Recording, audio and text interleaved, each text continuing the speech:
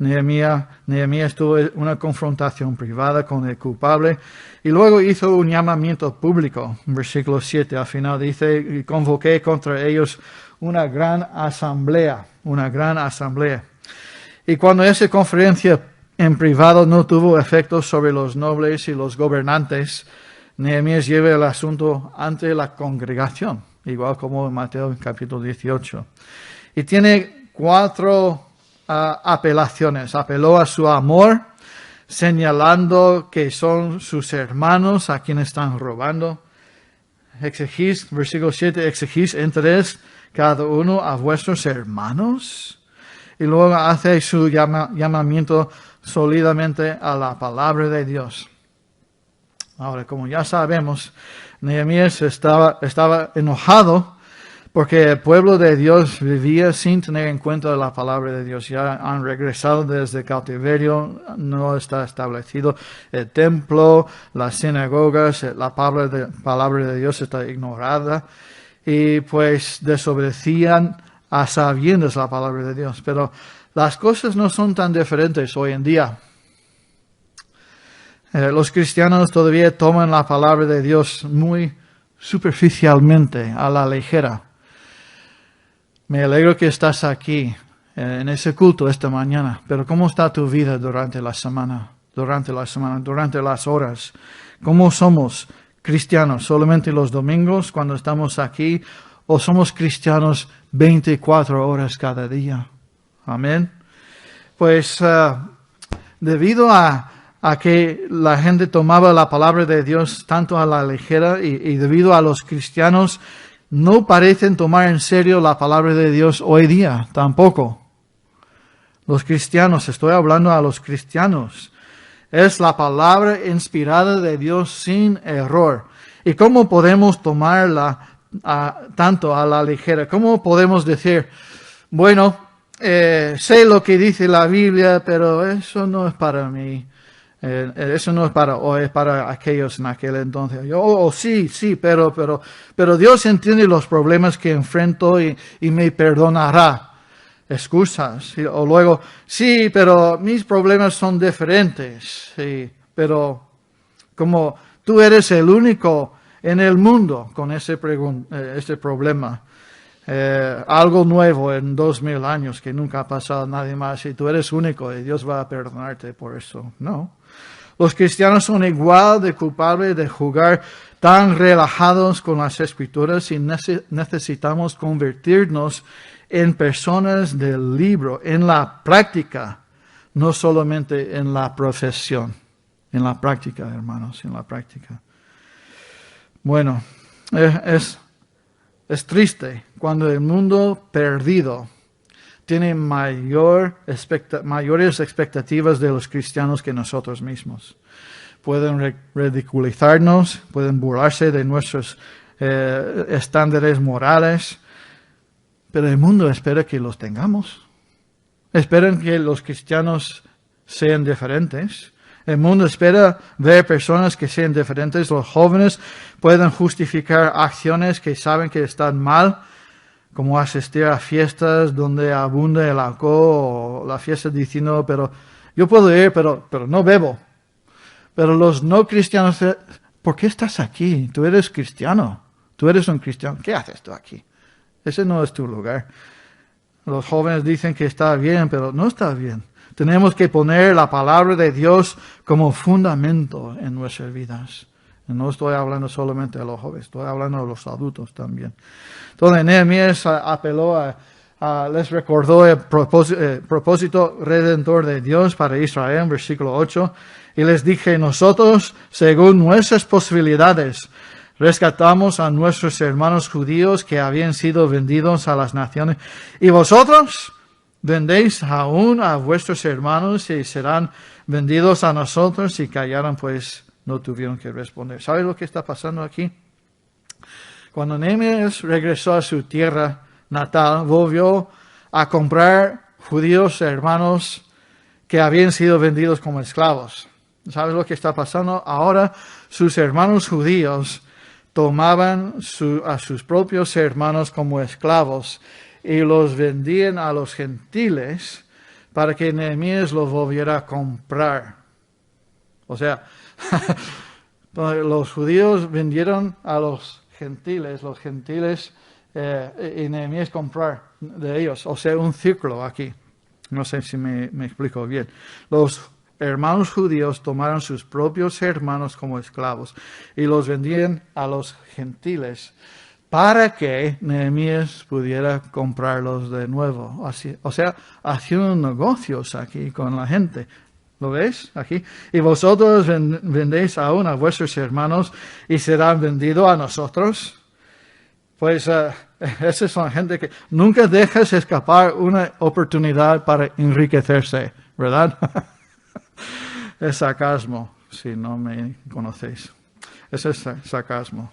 Muy bien. Número 4. Otra queja de Nehemías ante sus oficiales. Les recordó de su testimonio a sus vecinos gentiles, versículo 9. Y dije, no es bueno lo que hacéis. No andaréis en el temor de nuestro Dios para no ser oprobio de las naciones enemigas nuestras. La situación no solo era ilógica, sino vergonzosa. Fue un reproche a los gentiles incrédulos y les pidió que, considerad vuestro testimonio ante los incrédulos. Y nosotros queremos tener un buen testimonio ante el mundo perdido, ¿verdad? Delante de nuestros vecinos aquí. Y pues, un predicador que tuvo algunas reuniones en una ciudad, subió a un autobús y compró su boleto. Y cuando llegó a su asiento notó que el conductor le había dado demasiado cambio. Y luego se levantó y lo devolvió y le dijo al conductor, aquí me has dado de más. Y el conductor le dijo, te he estado escuchando predicar toda esa semana en la tele y te di demasiado cambio a propósito para ver si eres un hombre de integridad, si estás a la altura de tus propios sermones. Mira, qué testimonio. Debemos ser personas de integridad, porque el mundo está mirando, observándonos. Nehemías no solo exigió que terminaran la práctica, sino que insistió en la restitución, devolviendo lo que había sido tomado.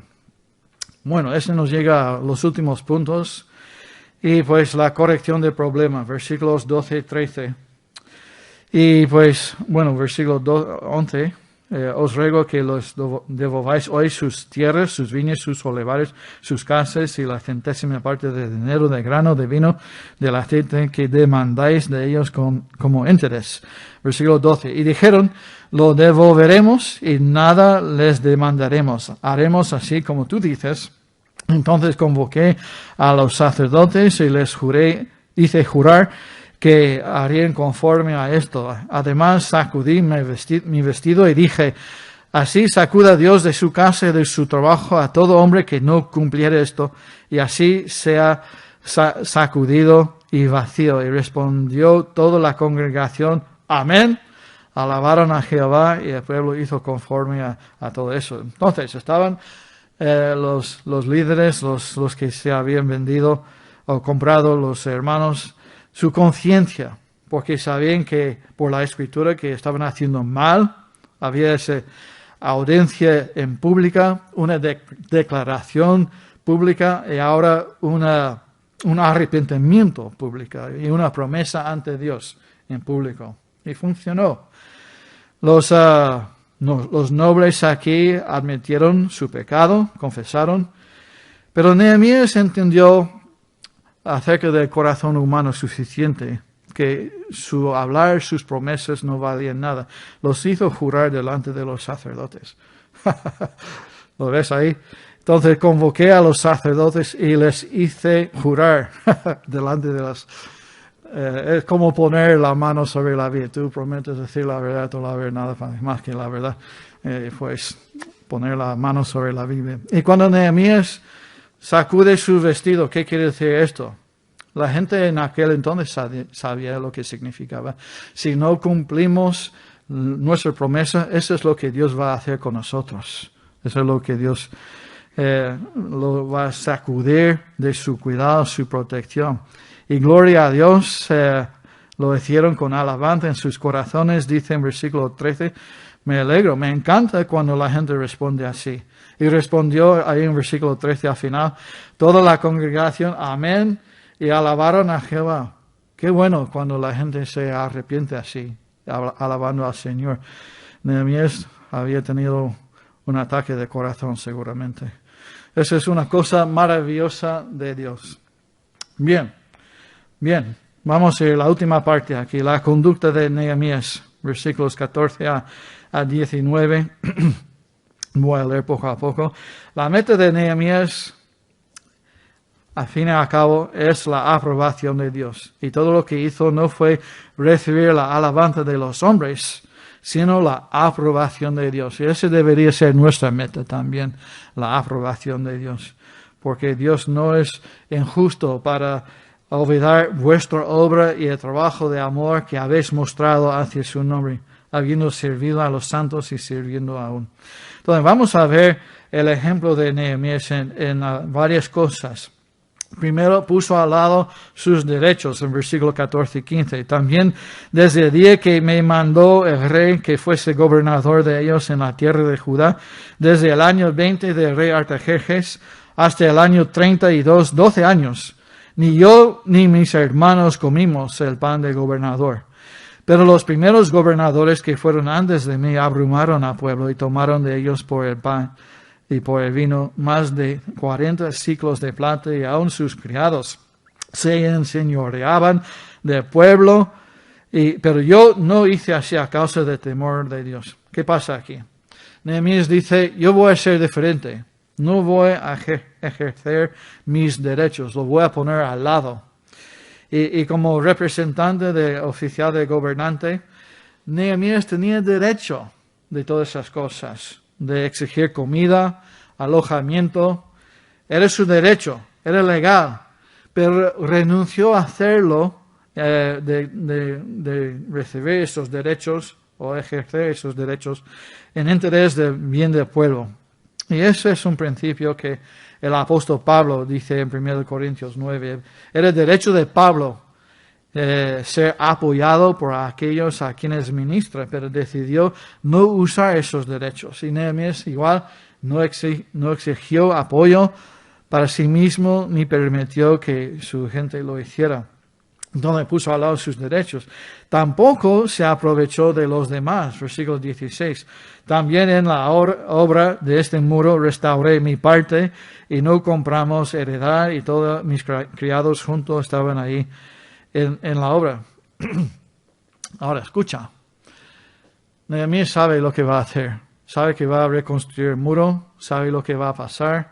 No hay duda de que Nehemías y sus siervos podrían haber aprovechado de la situación ahí en Jerusalén para su propio beneficio. ¿Sabe por qué? Mira, cuando los muros se reconstruyan, ese terreno va a tener un valor elevado, más. Lo compramos ahora, ya como es como basura. Pero después, cuando está toda la obra terminada, ese va a ser... No lo hicieron. Nehemías ni sus ayudantes, ellos entendieron los valores de la propiedad, aumentarían dramáticamente después de la reconstrucción de los muros, pero no aprovecharon, no compraron esas tierras a bajo precio para luego después venderlo por más. No lo hizo, lo dice en versículo 16, no aprovechó de los demás. Esto es admirable, amén. Y luego vemos aquí la generosidad de Nehemías. Nehemías no solamente no tomó lo que pudo, no aprovechó de la gente, él también dio cuando no tenía que hacerlo. Un buen hombre. Aquí versículo 17. Además, 150 judíos y oficiales y los que venían de las naciones que habían alrededor de nosotros estaban a mi mesa. Y lo que se preparaba para cada día era un buey, y 6 ovejas escogidas también eran preparadas para mí, aves, y cada 10 días vino en toda abundancia. Y con todo eso nunca requerí el pan del gobernador, porque la servidumbre de este pueblo era grave. Entonces Nehemías no solamente no tomó lo que pudo, fue generoso. Él podría haber recibido comida, las provisiones del rey, pero no solo no hizo esto, él proveyó por 150 personas de su propio bolsillo, de sus propios recursos, como un ejemplo de generosidad. Y luego terminamos el capítulo con la oración de Nehemías. Acuérdate de mí para bien, Dios mío, y de todo lo que hice por este pueblo. Ahora, ¿qué piensas de esa oración? Lo leo otra vez. Acuérdate de mí para bien, Dios mío, y todo lo que hice por este pueblo. ¿Qué opinas de eso? Hay algunos que dicen, pues, este no está bien. Nehemías le pide a Dios que recuerde todo lo que yo he hecho por ese pueblo. Y a primera vista suena orgulloso, pero ya hay algunos que piensan que Nehemías se equivoca al decir esto. Y Jesús claramente enseña que nuestras buenas obras no deben declararse, hacerse para mostrar públicamente a cuán espirituales somos, ¿verdad? Pero en su oración, Nehemías no busca la alabanza del hombre, busca la aprobación y el placer de Dios. Entonces, acuérdate de mí para bien, Dios mío, y todo lo que hice por ese pueblo. Su oración es no para que aparezcas bien delante de pueblos. Dios, yo quiero tu aprobación. Amén. Bien, está bien. Bien, pues un día vamos a estar delante del juez y vamos a ser juzgados por todo lo que hemos hecho en el cuerpo, sea bueno, sea malo. Y pues estamos luchando cada uno de nosotros aquí esta mañana. Hay enemigos de afuera, hay enemigos de adentro. Estás luchando y viviendo para la aprobación del Maestro, del Señor Jesucristo. Es solo una vida como la de Nehemías lo que nos dará el derecho de hablar con otros sobre la forma correcta de vivir y esperar que nos escuchen. Nosotros debemos tener un testimonio. Tenemos que cuidar nuestra iglesia, nuestro testimonio, nuestra ira. Tenemos que meditar, tenemos que orar, tenemos que ser generosos. Hay muchas cosas que podemos aprender de este mensaje esta mañana. Pero la conclusión es, a veces el peligro viene de afuera. No de afuera, sino de adentro. Ya hemos hablado de los enemigos de afuera. Pero a veces, y eso es más peligroso, el enemigo que viene desde adentro es más peligroso, porque está más cerca y nos engaña. Y debemos tratarlo como Nehemías, bíblicamente. Y tenemos que vigilar, cuidarnos, porque el Evangelio de Jesucristo ha cambiado nuestros corazones y Cristo nos ha redimido y somos salvos por su gracia. Debemos mostrar esa misma gracia y misericordia a los demás. El corazón también puede engañarnos que somos hijos de Dios, que somos salvos, cuando realmente no lo somos. Déjame preguntarte esta mañana, ¿hay evidencia en tu vida de salvación? ¿Hay evidencia de una nueva vida? ¿Hay fruto de una relación con Dios en tu vida? ¿Tú ves el Señor cambiando tu corazón, tus pensamientos? Dios no mandó su Hijo a la cruz para hacerte religioso, sino para hacerte nuevo. Dios no mandó su Hijo a la cruz para hacerte mejor. Te mandó su Hijo a la cruz para hacerte nuevo, un nuevo corazón, nuevos pensamientos, una nueva criatura. Lo hizo para que la maldad fuese crucificado en Cristo en la cruz. Tu maldad estuvo ahí en Cristo. Lo asumió Jesucristo, lo tomó sobre él mismo. Y la justicia de Cristo fuese para que fuese aplicado a tu vida. Entonces la salvación no es nada de ti, todo de Él. Y si no eres salvo, pídelo a Dios hoy. o habla conmigo o alguien aquí de la iglesia, te ayudaremos. Pero el peor enemigo es el que viene desde adentro. Nuestro propio corazón nos engaña.